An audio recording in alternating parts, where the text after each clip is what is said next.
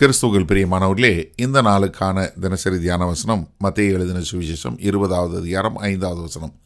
மத்தேயு 20:5. மேத்யூ 25.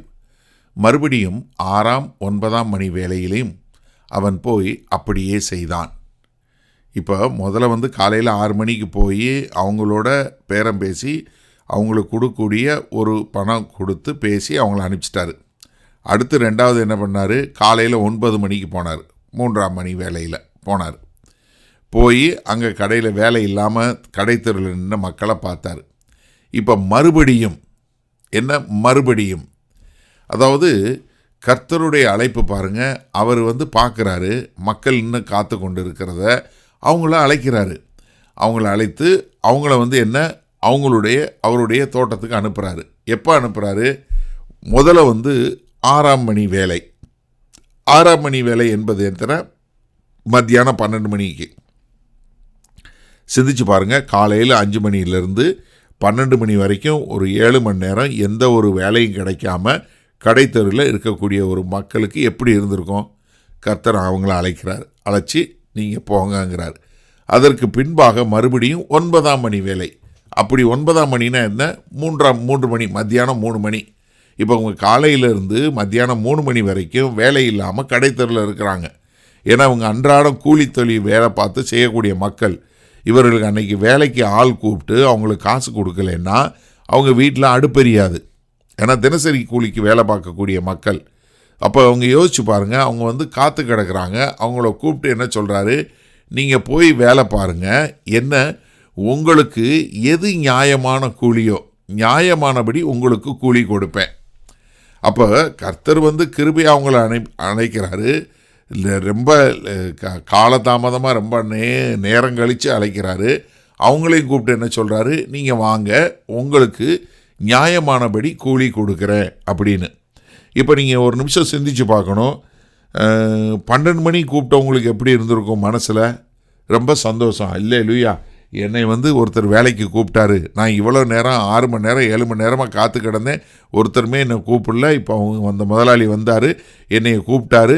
சந்தோஷம், நியாயமானபடி. அப்போ 6 மணிக்கு வேலை பார்த்தோம், 6 மணிக்கு போனவங்களுக்கு ஒரு பணம்னா எனக்கு அரை பணமாவது கிடைக்கும், பரவாயில்ல, சந்தோஷம் அப்படின்னு சொல்லி அவங்க போயிருப்பாங்க. அதுக்கப்புறம் மத்தியானம் 3 மணிக்கு கூப்பிட்டவங்க நிலைமையை யோசிச்சு பாருங்கள். அவங்க என்ன நினச்சிருப்பாங்க? எப்பா, என்னை கூப்பிட்டதே பெரிய காரியம். ஆமாம், நீங்கள் சிந்திச்சு பாருங்களேன். அவ்வளோ காலமாக உட்காந்துருந்து ஒரு வேலையும் கூப்பிடாம, ஒருத்தரும் கூப்பிடாம கடைத்தெருவில் உட்காந்துருந்து நான் இன்றைக்கி வீட்டுக்கு போய் சாப்பாட்டுக்கு என்ன வாங்கிட்டு போவேன், என் பிள்ளைங்க, மனைவி, பிள்ளைகள் எல்லோரும் சாப்பிட்றதுக்கு நான் என்ன செய்வேன்னு சொல்லக்கூடியதா. ஆனால் இவர் கூப்பிட்றாரு பார்த்தீங்களா? 3ஆம் மணி வேலை. அது அப்போஸ்தலர் நடவடிக்கை 2வது அதிகாரத்தில் பார்க்குறோம். அது ஜெபம் பண்ணக்கூடிய வேலை. அடுத்து 6ஆம் மணி வேலை. இவங்க அப்போஸ்தலர் நடவடிக்கை 10வது அதிகாரம் 9வது வசனத்தில் பார்க்குறோம். அதுவும் ஜெபம் பண்ணக்கூடிய வேலை. அடுத்து 9ஆம் மணி வேலை. அப்போஸ்தலர் நடவடிக்கை 3வது அதிகாரம் 1வது வசனத்தை பார்க்குறோம். அது ஜெப வேலை. அப்போ 6, 9, 12, 3 இது எல்லாமே யூதர்கள் ஜெபிக்கக்கூடிய நேரத்தில் அங்கே கூப்பிடக்கூடிய காரியத்தை பார்க்குறோம். சரி, இதனால் இந்த வசனத்தை நம்ம எப்படி எடுத்துக்கொள்வது? கர்த்தருடைய கிருபை மாறவே மாறாதுங்கிறதுக்கு ஒரு அடையாளம். ஏன்னா காலையில் வர்றாரு, அடுத்து 9 மணிக்கு வர்றாரு, அப்புறம் 12 மணிக்கு வர்றாரு, அப்புறம் 3 மணிக்கு வராரு. அப்போ கர்த்தர் அவருடைய கிருபையினால் தொடர்ந்து அழைத்து கொண்டே இருக்கிறார்.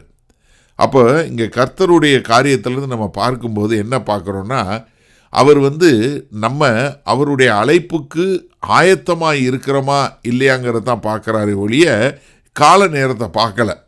ஏன்னா சிலர் உடனே வந்துடுவாங்க, சிலர் கொஞ்சம் காலதாமதம் வருவாங்க. ஆனால் எல்லாரையும் வரவேற்கக்கூடியதாக இருக்கக்கூடிய ஒரு காரியம் பார்க்குறோம். ஆனால் இது எல்லாத்துலேயும் காலையில் 6 மணியாக இருக்கட்டும், 9ஆக இருக்கட்டும், 12ஆக இருக்கட்டும், 3ஆக இருக்கட்டும், இந்த 4லையுமே என்ன பார்க்குறோம்? இந்த அழைப்பு யார்கிட்ட இருந்து வருது? தேவன்கிட்ட இருந்து.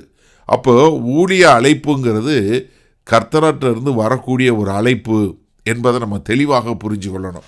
இது நம்ம யாரும் தெரிந்தெடுத்து செய்கிறதில்ல. ஏன்னா தேவன் தான் திரும்ப திரும்ப போய் அவர் தன்னை நோக்கி பார்த்துக்கூடிய மக்களை பார்த்து அவர் என்ன பண்ணுறாரு? மற்றவங்க பார்த்துட்டு அவரை நிராகரித்தவங்க வெதர் அவங்க அவங்க உண்மையிலே தகுதி உள்ளவங்களா இல்லையான்னு சொல்லி மற்றவங்க நிராகரித்தாலும் தேவனாகிய கர்த்தர் என்ன பார்க்குறாரு? நீங்கள் ஆயத்தமாக இருக்கிறீங்களா? வாங்க. என்னுடைய சத்தத்துக்கு நீங்கள் செவி கொடுத்து வரக்கூடிய மக்களாக இருக்கலாம், வாங்க அப்படின்னு சொல்லி அவர் கிருபையாய் அவர்களை அழைக்கக்கூடிய ஒரு காரியத்தை பார்க்கிறோம். அப்போ எனக்கு அருமையானவர்களே, கர்த்தருடைய கிருபை மாறாதது. அது தொடர்ந்து வலியுறுத்தி கொண்டே, தொடர்ந்து அழைத்து கொண்டே இருக்குங்கிறத நம்ம புரிஞ்சு கொண்டோமா? அப்போ நீங்கள் இன்னைக்கு தேவனுடைய அழைப்பிற்கு ஆமாம் என்று சொல்வதற்கு ஆயத்தமாக இருக்கிறீர்களா? மகா கிருபையும் இரக்கம் நிறைந்த எங்கள் அன்பின் தகப்பனே, இதோ உம்முடைய கிருபை அளவில்லாதது என்பதை பார்க்கிறோம். அந்த கிருபையின் மூலமாய் வரக்கூடிய அழைப்பு தொடர்ந்து வந்து கொண்டே இருக்கிறது. அது காலம், நேரம், வாழ்க்கையினுடைய சூழ்நிலை எல்லாவற்றையும் மீறி தேவன் அழைக்கும்போது ஆயத்தமாய் வருகிறவர்களை ஆண்டவர் உபயோகப்படுத்துகிறீர் என்பதை புரிந்து கொண்டு அதற்கு நாங்கள் அந்த செவிக்கு நாங்கள் சத்தம் கொடுக்கிறவர்களாய், ஆண்டவரே அதற்கு நாங்கள் மறுமொழி கொடுக்கிறவர்களாய் இருக்க எங்களை ஒப்புக் கொடுக்கிறோம். இயேசு கிறிஸ்துவின் மூலம் பிதாவே, ஆமேன். கர்த்தர் உங்களை ஆசீர்வதிப்பாராக. நாம் இன்று மாலை மண்ணால் சந்திப்போம்.